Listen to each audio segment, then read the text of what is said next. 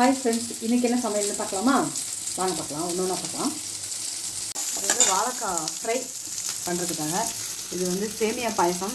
இன்னும் கம்ப்ளீட் பண்ணலை. பால் ஊற்றணும். பால் ஊற்றி காமிக்கிறேன். பாயசத்தில் பால் ஊற்றணும் காமிக்கிறேன். சும்மா இங்கே சாதம் வடிச்சிருக்கேன். இன்னும் கம்ப்ளீட் பண்ணல ஃப்ரெண்ட்ஸ். கம்ப்ளீட் பண்ணிவிட்டு ஒன்று ஒன்றா காட்டுறேன்.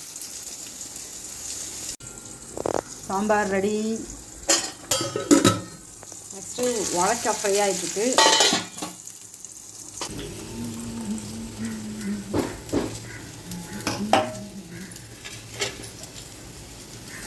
பால் பாயசம் ரெடி.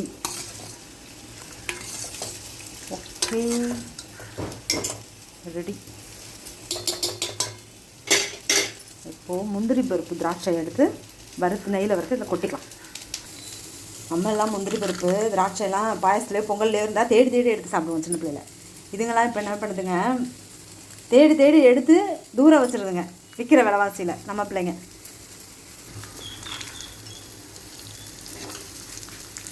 உடம்புக்கு நல்லது சாப்பிடுங்கன்னு சொன்னாலும் அட்டம் பிடிச்சி சாப்பிட மாட்டேங்கிறாங்க. எது நல்லதோ அதை அடம் பிடிச்சி சாப்பிடாம வெறுத்துருதுங்க, ஒதுக்கி வச்சுருதுங்க. எது கெட்டதோ அதை தேடி தேடி விரும்பி சாப்பிடுதுங்க. என்ன பண்ணுறது?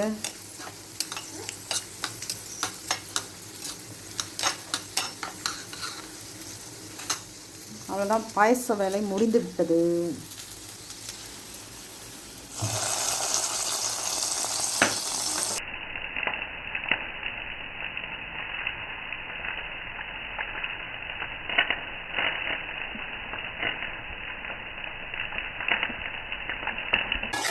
வாழைக்காய் ஃப்ரை சூப்பராக ரெடி ஆகிடுச்சு.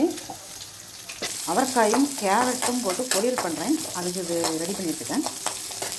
கடகடன் சமையல் ஆகிட்டுருக்கு.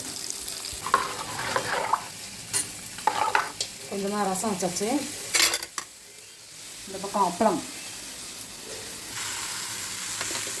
அவரைக்காய் பொரியலும் ரெடி ஆகிடுச்சு. சமையல் முடிச்சாச்சு. இலையை போட்டு வரகத்தை முடிக்க வேண்டியதான். சாமி அமாவாசை சமையல் விரதத்துக்கு சமைச்சு முடிச்சாச்சு. அமாவாசை விரதம் இருக்கிறவங்க நல்லா சமைச்சிருப்பீங்க. இன்றைக்கி வெள்ளிக்கிழமை, எல்லாருமே நல்லா சமைச்சிருப்பீங்க. நல்லா சமைச்சிக்கோங்க. நல்லா சமைச்சு நல்லா சாப்பிடுங்க. ஹெல்த்தியாக இருங்க, ஆரோக்கியமாக இருங்க, ஹாப்பியாக இருங்க. நல்லா சாப்பிட்டு ஜாலியாக என்ஜாய் பண்ணுங்கள். எங்கள் வீட்டில் சமையல் ரெடி, சாப்பிட வாங்க எல்லோரும். அட்ரஸ் சொல்லிடுங்க. அப்படியே அட்ரஸையும் சொல்லிடலாமா? எல்லோரும் சாப்பிட வாங்க, நாங்கள் சாப்பிட போகிறோம்.